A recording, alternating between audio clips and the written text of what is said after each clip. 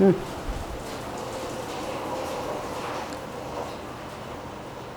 ना, चालू है।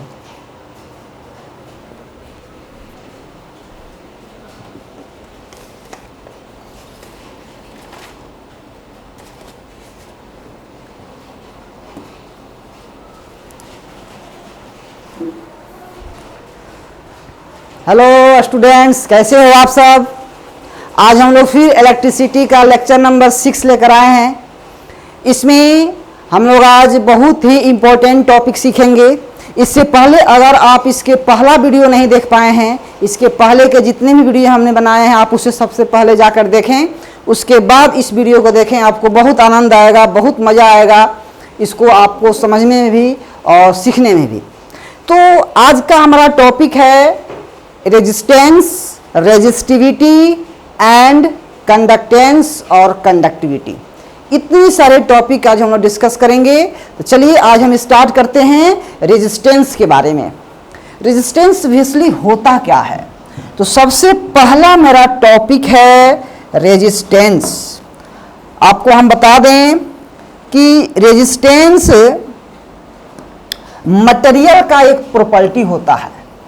रेजिस्टेंस मटेरियल का एक प्रॉपर्टी होता है जो उस मटेरियल से फ्लो करने वाले चार्ज का विरोध करता है, अपोज करता है। चार्ज का अपोज करता है या उससे जो करंट का फ्लो होता है उसका अपोज करता है। उसी को हम लोग रेजिस्टेंस कहते हैं। और आपको पता भी है कि हर एक मटेरियल का अपना अलग अलग रेजिस्टेंस होता है, अपना अलग अलग अपोज करने की मतलब उसकी क्षमता होती है, इसीलिए उसकी रेजिस्टेंस भी डिफरेंट होती है। तो आप देखिए, कोई पूछता है कि रेजिस्टेंस क्या है सर, तो रेजिस्टेंस है प्रॉपर्टी ऑफ सब्सटेंस। रेजिस्टेंस क्या होता है, तो प्रॉपर्टी ऑफ सब्सटेंस है। ये कैसा प्रॉपर्टी है, किसी मटेरियल का एक ऐसा प्रॉपर्टी है, तो ये ऐसा प्रॉपर्टी है जो अपोज करता है। किसका अपोज करता है, oppose to flow of charge particles, oppose to flow of charge particles. Charge particles उससे होकर जो जा रहा है उसको अपोज करता है, या यूं कहें इलेक्ट्रिक करंट को अपोज करता है, विद्युत धारा का अपोज करता है। यानी कि हम बोलते हैं कि प्रतिरोध एक ऐसा गुण होता है पदार्थ का जो पदार्थ से होकर जाने वाली आवेश को या विद्युत धारा को विरोध करता है। उसी गुण को प्रतिरोध कहा जाता है। ठीक, देखते होंगे आप कि तार से जब करंट का फ्लो हम करवाते हैं या आवेश का प्रवाह कराते हैं तो कुछ समय के बाद तार गर्म हो जाता है। ऐसा क्यों होता है, इसका कारण है, आप सोचिए जरा। जैसे कि मान लो कोई भी चीज़ गर्म क्यों होगा, जैसे हम लोग अपने दोनों हाथ को, हथेली को रगड़ते हैं तो दोनों हथेली हमारी गर्म क्यों हो जाती है, घर्षण होता है ना, विरोध होता है। घर्षण होने का विरोध कोई ना कोई इसमें करता है, मॉलिक्यूल्स करते हैं, रगड़ाते हैं तो गर्म हो जाते हैं। उसी प्रकार कंडक्टर के अंदर या कंडक्टर के अंदर से जो चार्ज का फ्लो होता है तो उस चार्ज को रोकने के लिए कोई तो है जो उसका विरोध करता है, और उसी विरोध करने की टेंडेंसी को लेकर या विरोध करते समय वो तार धीरे धीरे गर्म होने लगता है। तो जब तक उसमें ये गुण रहेगा तब तक वो तार गर्म होता रहेगा। इसका मतलब ये हुआ सर कि कुछ ऐसा भी तो तार होता होगा जो कम विरोध करता होगा, कम गर्म होता होगा। एकदम बिल्कुल होता है। जैसे चांदी में धातु है, आपका मेटल है सिल्वर, तो सिल्वर आपका बेस्ट कंडक्टर ऑफ इलेक्ट्रिसिटी होता है। कारण क्या है कि इससे बहुत सारी करंट का फ्लो, बहुत सारे इलेक्ट्रॉन्स की फ्लो होती है और आसानी से ना, इसमें अपोज करने की टेंडेंसी बहुत कम होती है, इसलिए ये गर्म कम होता है। तो हम यहाँ देख रहे हैं कि ये रेजिस्टेंस तो सर हर मटेरियल का अलग अलग होता है, बिल्कुल। तो इलेक्ट्रिक करंट का अपोज कर रहा हो या चार्ज का अपोज कर रहा हो उसे हम रेजिस्टेंस कहेंगे, बिल्कुल रेजिस्टेंस कहेंगे। तो सर रेजिस्टेंस का कुछ सिंबल होता होगा, बिल्कुल।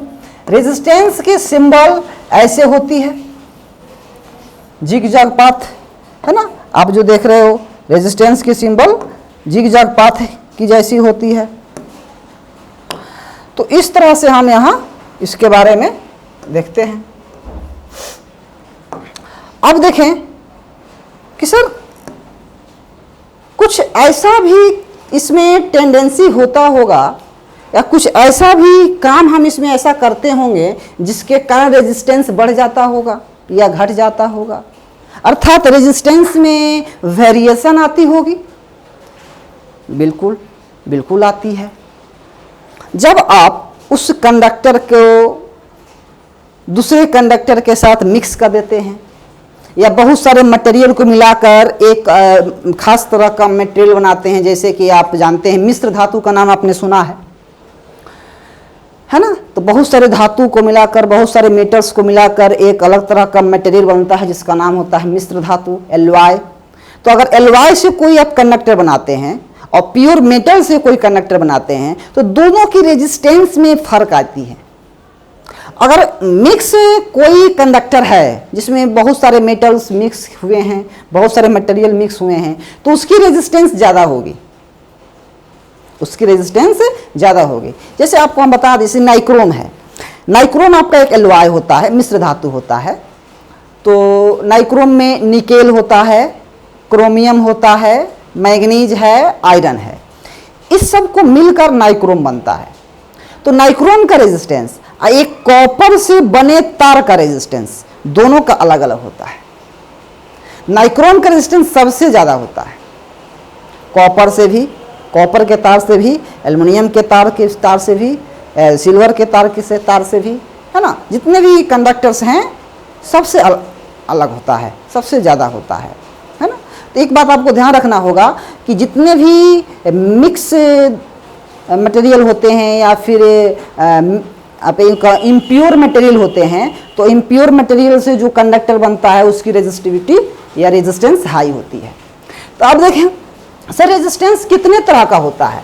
तो रेजिस्टेंस दो तरह का होता है। There are two types of resistance, two types of resistance दो तरह का होता है, दो तरह का होता है। कौन सा? तो एक होता है मेरा constant resistance, constant resistance. Constant resistance का मतलब होता है कि एक ऐसा रेजिस्टेंस जिसका वैल्यू हम लोग फिक्स रखते हैं, इसकी वैल्यू चेंज नहीं होती है, इसका नाम होता है कांस्टेंट रेजिस्टेंस, सिंबल में आर लिखते हैं। और एक होता है वेरिएबल रेजिस्टेंस। वेरिएबल रेजिस्टेंस का मतलब हुआ जिसकी वैल्यू हम अपने आवश्यकता के अनुसार बढ़ा सकते हैं, घटा सकते हैं, कांस्टेंट रख सकते हैं, उसका नाम है वेरिएबल रेजिस्टेंस। इसका सिंबल ऐसे होता है या कहीं कहीं आपको इस तरह का सिंबल भी मिलेगा। इसी वेरिएबल रेजिस्टेंस को हम लोग रियोस्टेट के नाम से जानते हैं, रियोस्टेट। इसको सिंबल में RH बोलते हैं, रियोस्टेट को RH बोलते हैं। This is a variable resistance. अब हम लोग सीखते हैं कि रेजिस्टेंस डिपेंड किस पर करता है। What is the dependence of resistance, है ना। तो हेडिंग देंगे हम लोग dependence of resistance, dependence of resistance, प्रतिरोध की निर्भरता, प्रतिरोध की निर्भरता।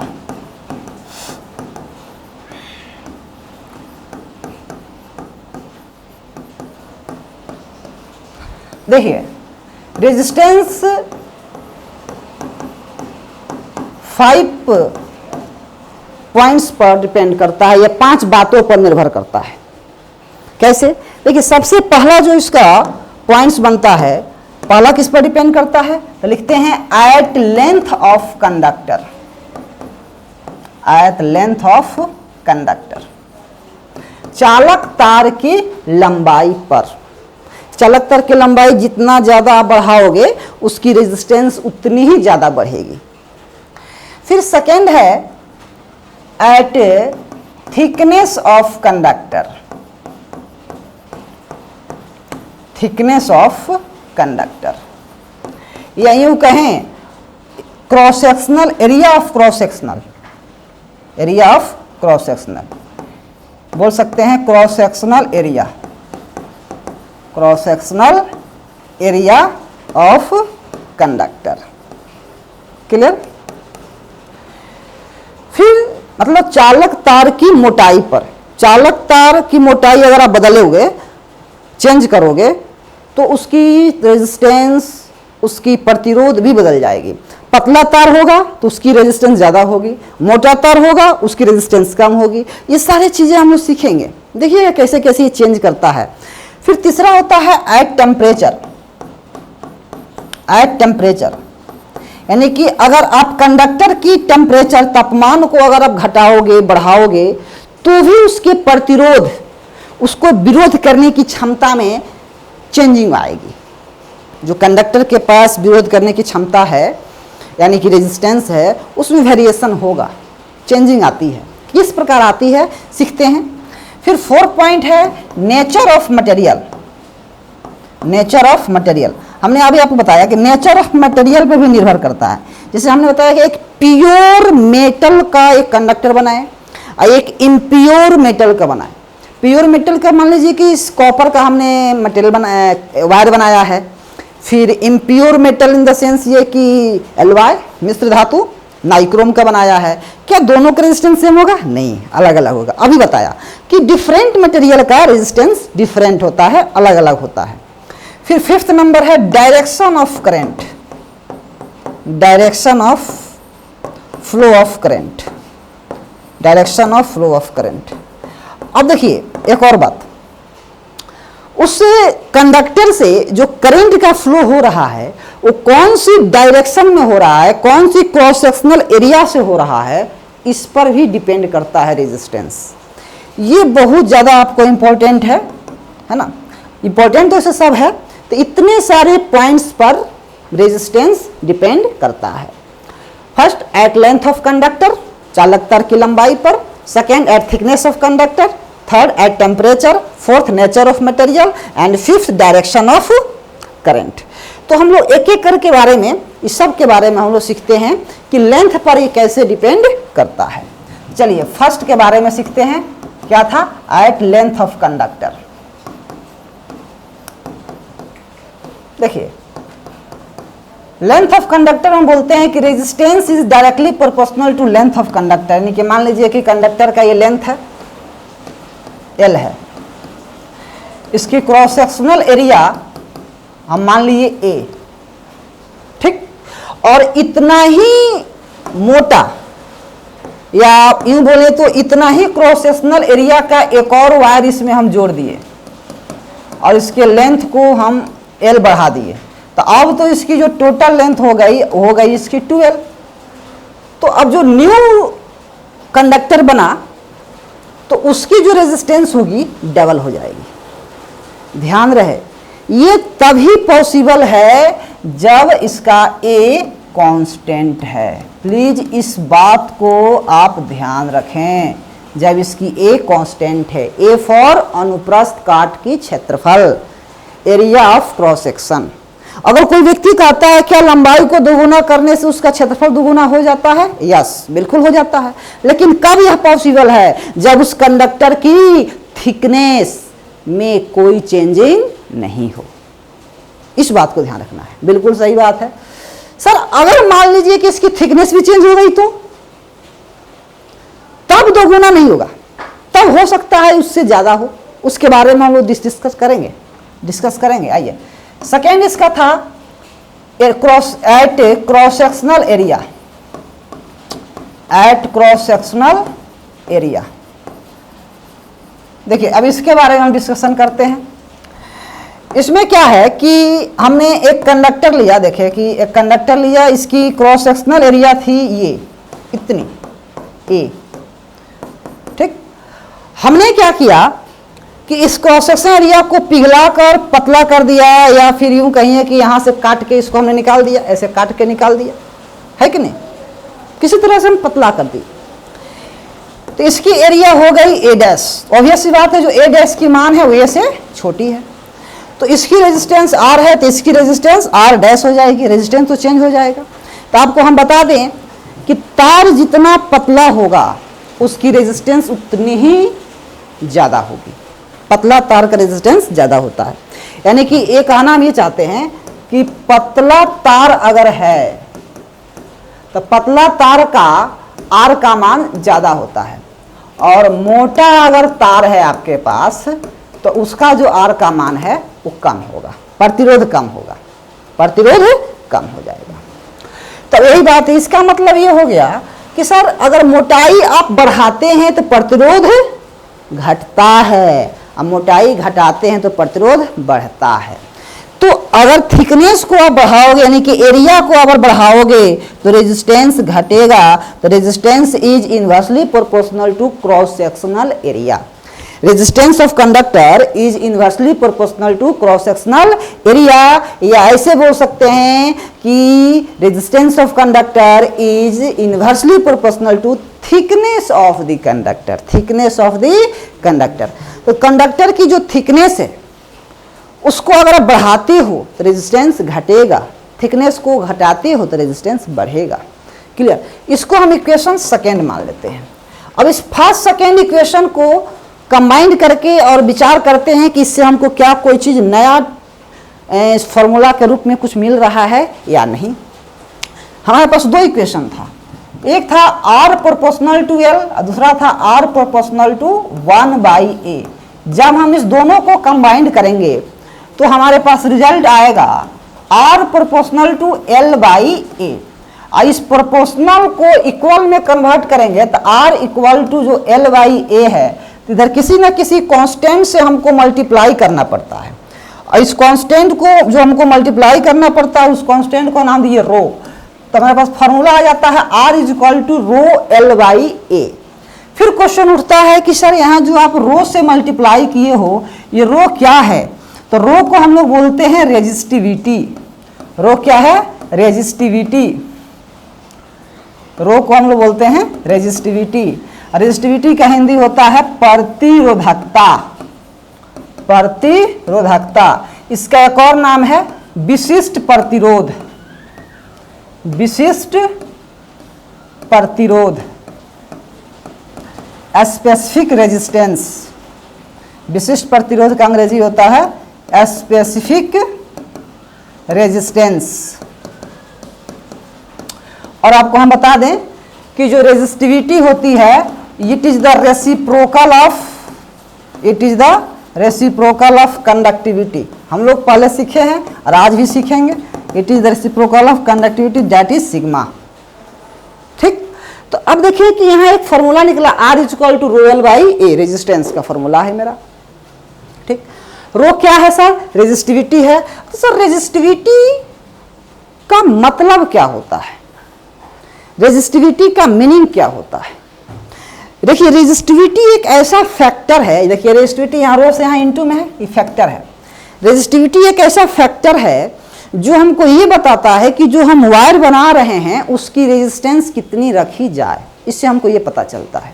अगर मान लीजिए कि 1 मीटर लेंथ का कोई कंडक्टर है और उसकी रेजिस्टेंस 1 ओम है, तो कहेंगे कि उसकी रेजिस्टिविटी भी 1 होगी, उसकी रेजिस्टिविटी भी 1 होगी। मेरे कहने का मतलब क्या है कि रेजिस्टिविटी को अगर आपको समझना है तो हम कहना ये चाहते हैं, जैसे मान लीजिए कि मेरा एक पास एक कंडक्टर है और कंडक्टर की जो थिकनेस है वो है 1 मीटर स्क्वायर और इसकी जो लेंथ है वो है मेरी 1 मीटर। ठीक है, लेंथ भी 1 मीटर है और इसकी एरिया भी 1 मीटर, तो एरिया भी 1 मीटर है और लेंथ भी 1 मीटर है। तो इसके पास जो रेजिस्टेंस होगा, कंडक्टर के पास तो रेजिस्टेंस होगा, इसके पास जो रेजिस्टेंस होगा वही रेजिस्टेंस रेजिस्टिविटी भी कहलाएगा, वही रेजिस्टेंस रेजिस्टिविटी भी कहलाएगा। मतलब ये कह सकते हैं कि रेजिस्टेंस और रेजिस्टिविटी दोनों इक्वल होगा। कब? जब A का वैल्यू 1 मीटर हो और L की वैल्यू भी 1 मीटर हो। इस फॉर्मूला में अगर आप पुट करते हो L की वैल्यू 1 और A की भी वैल्यू 1 तो आपको R इज इक्वल टू रो मिलता है। तो इसका मतलब ये हो गया कि रेजिस्टिविटी क्या है, एक न्यूमेरिकल वैल्यू होता है। कब? जब लेंथ और उसके एरिया को यूनिटी कर दी जाए, इकाई कर दी जाए, 1 कर दी जाए। ठीक, तो अब कुछ लोग कहते हैं सर इसका मतलब ये हो गया कि रेजिस्टेंस और रेजिस्टिविटी दोनों सेम है क्या? देखिए सेम नहीं है, पर काफ़ी चीज़ें इससे मिलती जुलती है। जैसे आपको बता दें कि रेजिस्टेंस डिपेंड करता है लेंथ पर, यानी कि बॉडी के डायमेंशन पर, लेंथ पर, एरिया पर। लेंथ एरिया जब आ गया तो डायमेंशन तो आ ही गया, उसका कन्फिगरेशन भी आ गया। अच्छा, फिर टेम्परेचर पर डिपेंड करता है, नेचर ऑफ मटेरियल पर डिपेंड करता है, डायरेक्शन ऑफ करंट पर डिपेंड करता है रेजिस्टेंस। लेकिन जो रेजिस्टिविटी है, ये रेजिस्टिविटी मात्र 2 बात पर डिपेंड करती है मेनली। और भी हम इसमें पॉइंट को तोड़ सकते हैं तो बहुत सारी चीज मिल सकती है, लेकिन मेनली 2 बातों पर डिपेंड करती है। पहली बात यह है कि resistivity depends on temperature. Temperature के साथ मटेरियल की रेजिस्टिविटी डिपेंड करती है। इसलिए डिपेंड करती है क्योंकि देखिए किसी भी मटेरियल के टेम्परेचर को आप बढ़ा दो, उसको गर्म कर दो, तो उसकी जो प्रॉपर्टी है वो चेंज हो जाती है। उसकी प्रॉपर्टी चेंज हो जाती है, थोड़ा बहुत का वेरिएशन आ जाता है टेम्परेचर देने से। उसके अंदर जो मॉलिक्यूल्स होते हैं वाइब्रेट करने लगेंगे, या वाइब्रेट तो करेंगे ही करेंगे, दूसरी बात वहाँ से इलेक्ट्रॉन्स निकल जाएगा, या और बहुत सारे के उसमें फेनोमेना होने लगते हैं, है ना। उसके बीच का बॉन्ड टूट जाएगी, कुछ अलग तरह का व्यवहार करने लगेंगे, तो उसकी प्रॉपर्टी थोड़ा सा चेंज हो जाती है जब टेम्परेचर देते हैं। तो इसलिए उसकी रेजिस्टिविटी भी चेंज हो जाती है। तो टेम्परेचर देने से रेजिस्टिविटी चेंज हो जाती है, पहली बात। दूसरी बात ये कि मटेरियल को चेंज कर देंगे तो भी रेजिस्टिविटी चेंज हो जाएगी। तो रेजिस्टिविटी चेंज करने का हमारे पास 2 तरीका है।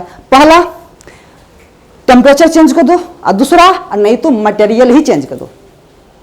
तो resistivity depends on temperature and nature of material. Clear? ये 2 बातों पर डिपेंड करता है। हाँ, रेजिस्टिविटी कभी भी शेप और साइज पर डिपेंड नहीं करता। बॉडी का शेप कैसा है, साइज कैसा, बड़ा है, छोटा है, मोटा है, पतला है, इससे कोई मतलब हमको मतलब नहीं है। रेजिस्टिविटी को कोई मतलब नहीं है।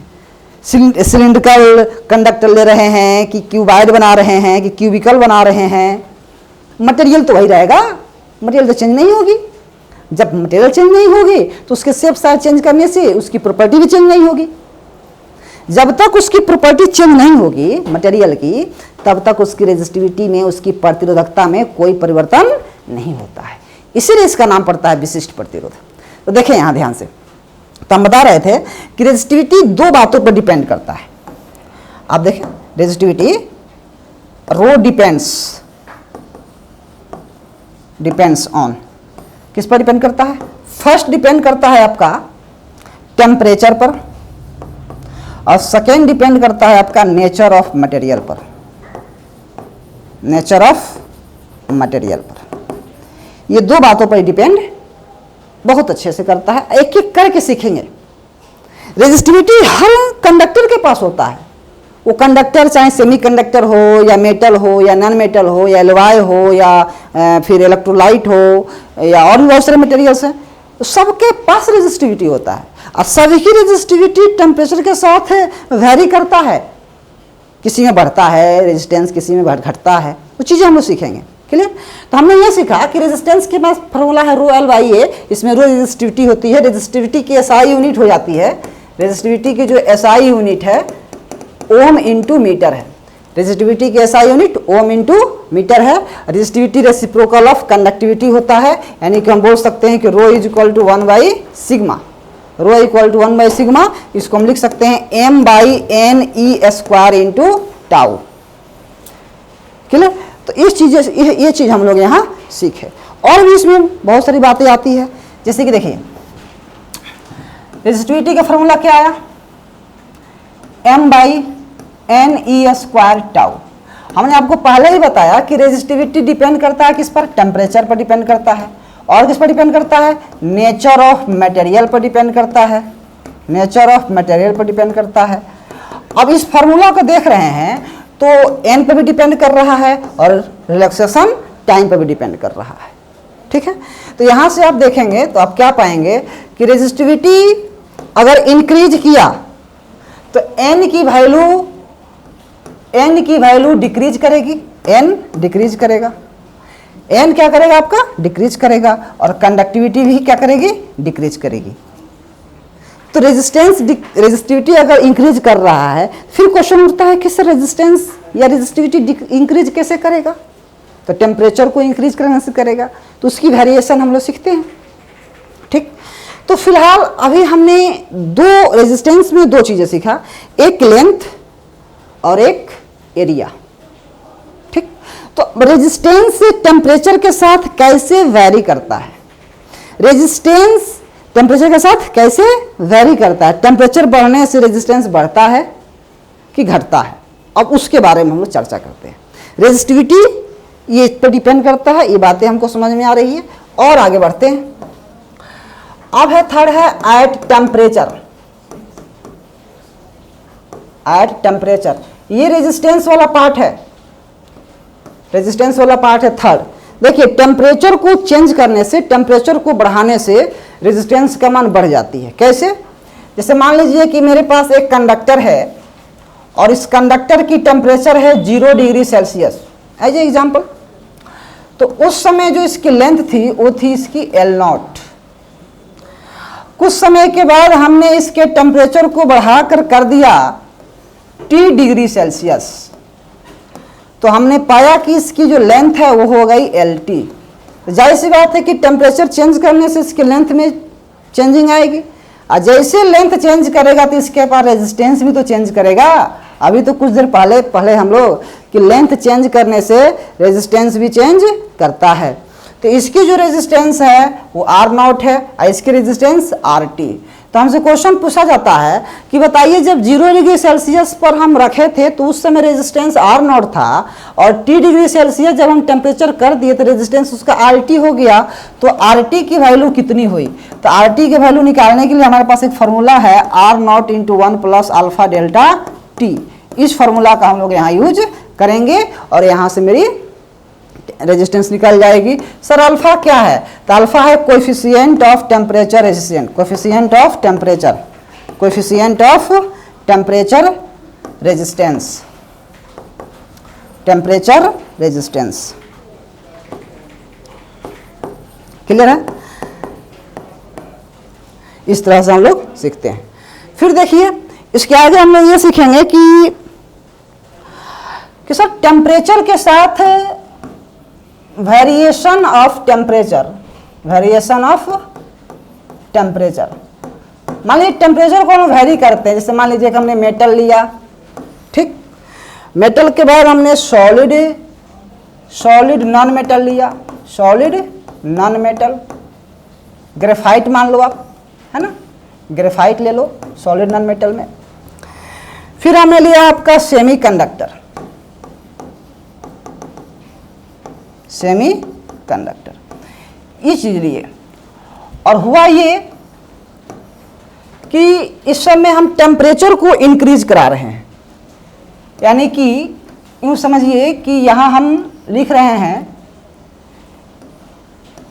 कि अल्फा पॉजिटिव है, इस मेटल की अल्फा पॉजिटिव है।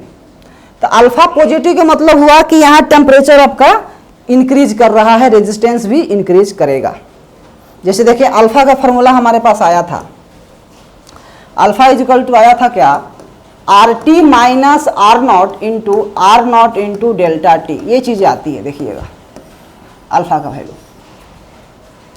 तो अगर आप डेल्टा T यहाँ चेंज इन टेम्परेचर है, तो टेम्परेचर को अगर आप इंक्रीज करते हो, यानी कि डेल्टा T अगर आप इंक्रीज करते हो, तो जाहिर सी बात है अल्फा का वैल्यू आपकी पॉजिटिव आएगी। तो अल्फा की वैल्यू पॉजिटिव आएगी तो रेजिस्टेंस यहाँ जो होगा मटेरियल का वो आपका इंक्रीज करेगा, रेजिस्टेंस इंक्रीज करेगा। इसका मतलब ये हो गया कि मेटल के लिए जो अल्फा होता है वो पॉजिटिव होता है और उसकी रेजिस्टेंस इंक्रीज करती है, और सॉलिड मेटल नॉन मेटल के लिए ये 0 होता है, अल्फा का वैल्यू 0 होती है। तो इस पर कोई फर्क नहीं पड़ता है, अनचेंज होता है, इसकी रेजिस्टेंस चेंज नहीं करती है, अनचेंज होती है।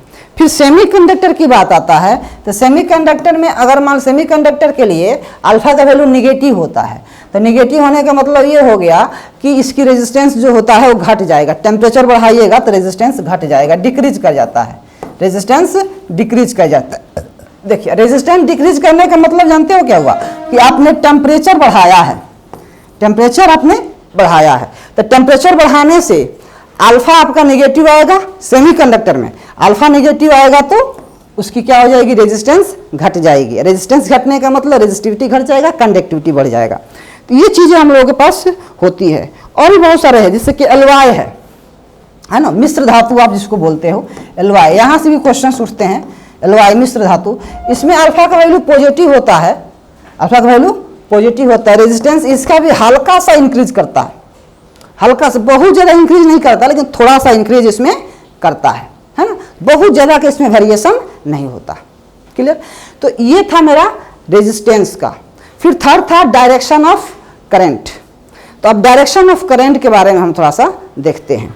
तो देखिए कि डायरेक्शन ऑफ करंट में टेम्परेचर डायरेक्शन ऑफ करंट पे कैसे डिपेंड करता है, इसको आप समझें।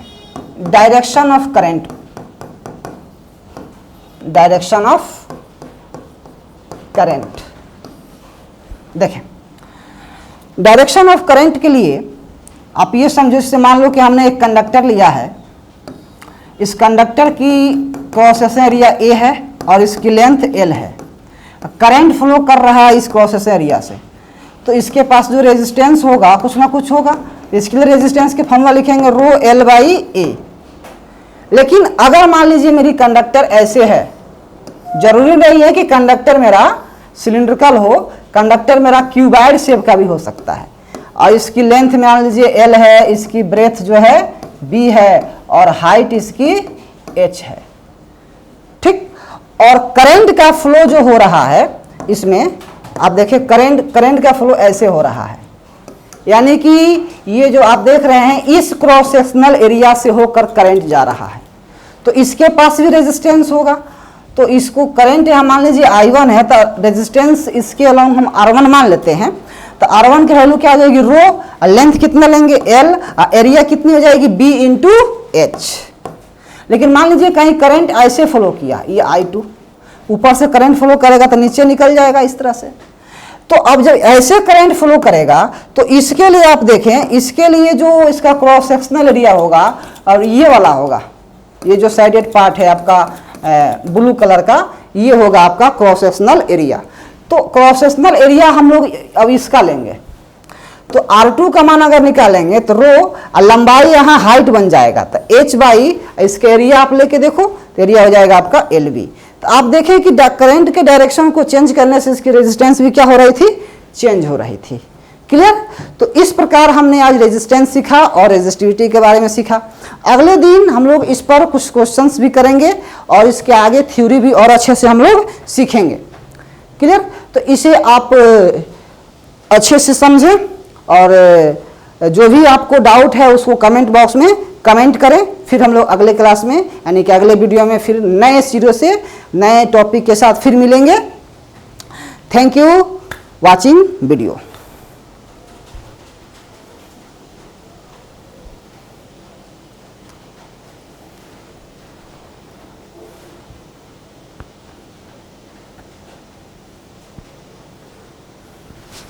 पंखा चलाइए हो।